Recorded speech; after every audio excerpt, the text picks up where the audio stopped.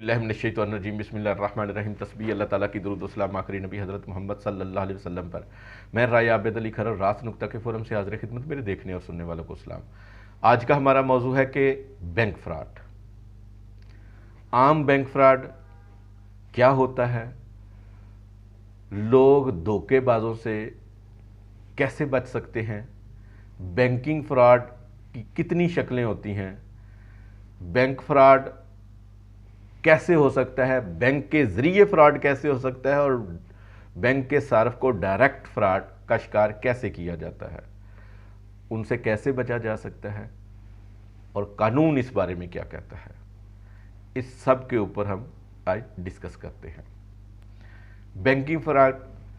Banking fraud की दो शक्लें होती हैं, दो किस्म के हो सकते हैं।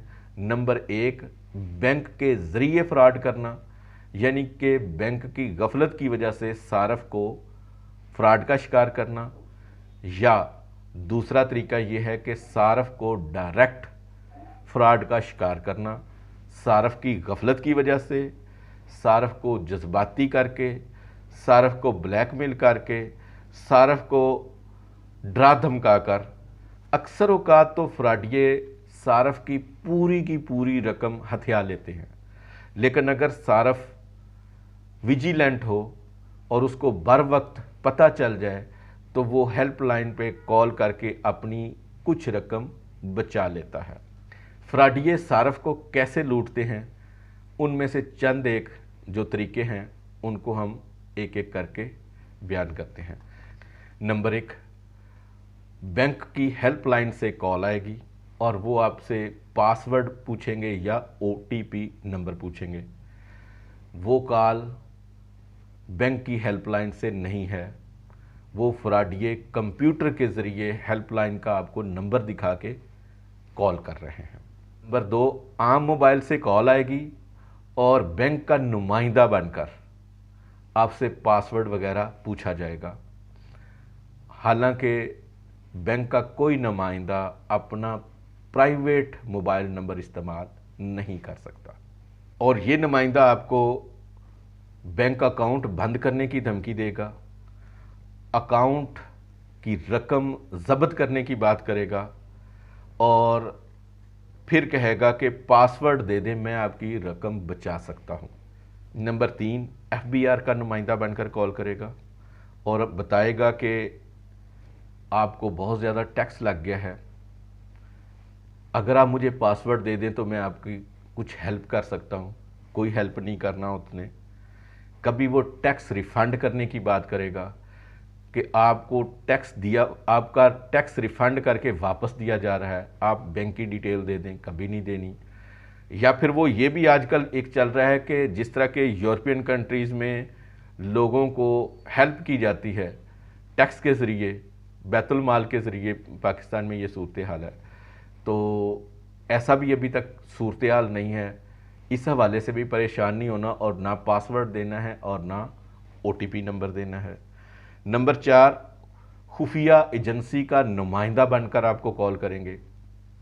कई सालों से ये एक मखसूस कॉल हो रही है कि ये कैप्टन बन के कॉल की जाती है और इस तरीके से, वो भी फेक है।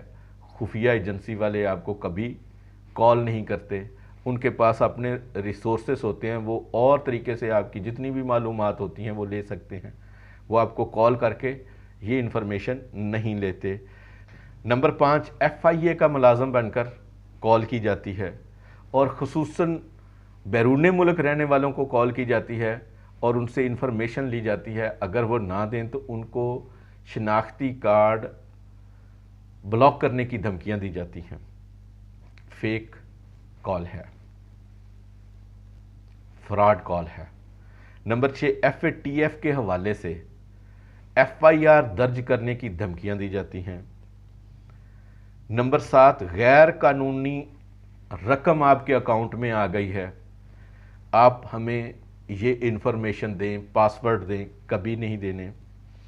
नंबर 8, बड़े मजलूम अंदाज में आपको कॉल की जाएगी कि मेरी रकम आपके अकाउंट में आ गई है, पासवर्ड आया है, वो आप मुझे देंगे तो मैं रकम वापस रिकवर कर लूँगा, कभी ये गलती नहीं करनी।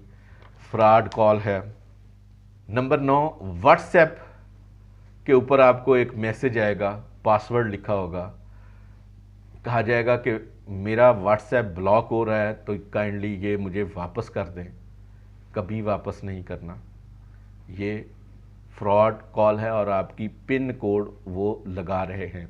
एफबीआर की तरफ से एक और भी फ्रॉड है कि एनटीएन ब्लॉक हो गया है तो उसका पासवर्ड आपको आएगा, तो वो कहेंगे कि ये पासवर्ड आप वापस कर दें। वो भी आपके बैंक का सफाया कर सकता है। किसी को भी एफबीआर का पासवर्ड किसी और के फ़ोन के ऊपर नहीं आ सकता। अगर कभी भी ऐसी सूरत हाल का सामना हो तो आपने घबराना नहीं है। आपने किसी भी शख्स को पासवर्ड या ओटीपी नंबर नहीं देना, चाहे जितनी भी कोई कोशिश करे। आप फौरी तौर पर, अगर आपको कोई मसला है, बेचैनी हो रही है, तो आप नज़दीक तरीन उस बैंक की ब्रांच से रब्ता कर सकते हैं, अपनी बैंक ब्रांच से रब्ता कर सकते हैं, उसके हेल्पलाइन से रब्ता कर सकते हैं। तो आपको यकीनन पता चलेगा कि ये कॉल बैंक की तरफ से नहीं है, बैंक के नुमाइंदे की तरफ से नहीं है, और दीगर जितनी भी अदारे हैं उनकी तरफ से भी नहीं है। फिर आजकल एक और भी फ्रॉड हो रहा है। एटीएम के ज़रिए कई एक फ़्रॉड होते हैं, लेकिन आजकल जो फ्रॉड चल रहा है वो ये है कि एटीएम के पास एक 4-5 लोगों का गिरोह मौजूद होगा।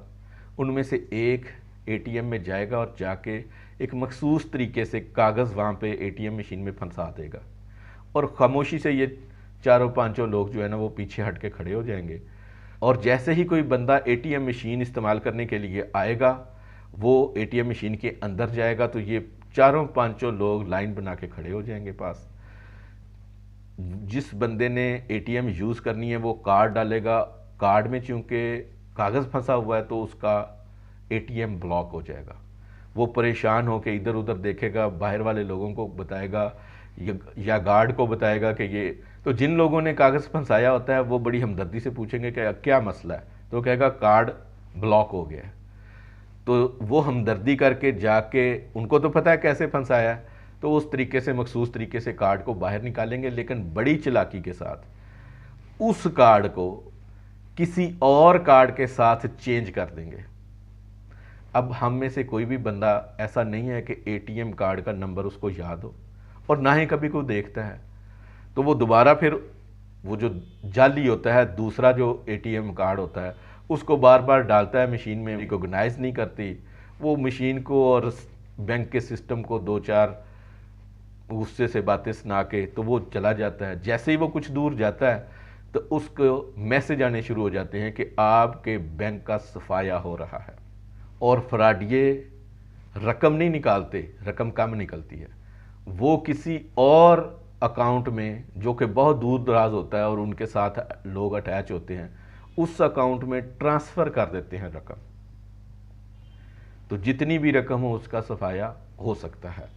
तो एटीएम छोड़ने से पहले आप हेल्पलाइन पे कॉल करें और सारी सूरत हाल बताएं और कार्ड को ब्लॉक करवा दें, वरना आपकी रकम जा सकती है। अगर हेल्पलाइन पे कॉल नहीं हो रही तो पुलिस को ही कॉल कर लें। ये आपके साथ हाथ हो रहा है, मदद नहीं हो रही। जैसे ही आप दूर जाएंगे तो आपकी रकम किसी और अकाउंट में ट्रांसफ़र हो जाएगी। रास्त नुक्ता ये है कि किसी भी गैर शख्स को ओटीपी नंबर या पासवर्ड शेयर ना करें। तो सबसे पहले अपनी रकम ब्लॉक करवाएं, एटीएम को ब्लॉक करवाएं। उसके बाद अपने करीबी ब्रांच में जाएं और करीबी ब्रांच में जाके या अपनी असल ब्रांच में जिसमें आपका अकाउंट है वहाँ पे जाके सूरत हाल बताएं, ताकि आपकी रकम बच सके। और कानून इस हवाले से वाज़ेह है कि अगर किसी के साथ कोई भी जुर्म होता है तो उसके लिए कानून मौजूद है, लेकिन अक्सर लोग ये करते हैं कि वो कानून की मदद नहीं लेते, रो पीट के आराम से एक साइड पे बैठ जाते हैं, जो कि गलत बात है। आप इस वाक़े को रिपोर्ट ज़रूर करवाएं ताकि कानून नाफज करने वाले अदारों को इस बारे में इल्म हो और वो उसकी रोकथाम के लिए काम करें। अगर कोई बंदा रिपोर्ट ही नहीं करवाएगा तो किसी को कैसे पता चलेगा कि ये फ्रॉड हो रहा है। और अगर आप रिपोर्ट करते हैं, एक तो दूसरे लोगों का भी भला होता है, और आप लोगों की रकम, जब कभी भी कोई मुलज़म पकड़े जाते हैं तो वो रकम आपको वापस दिलाई जाती है। इसलिए ये ज़रूर करें, आप अगर कोई इस किस्म का फ्रॉड होता है, स्कैम होता है, तो उसको रिपोर्ट ज़रूर करें। उम्मीद है इस वीडियो से आपके इल्म में इजाफा हो।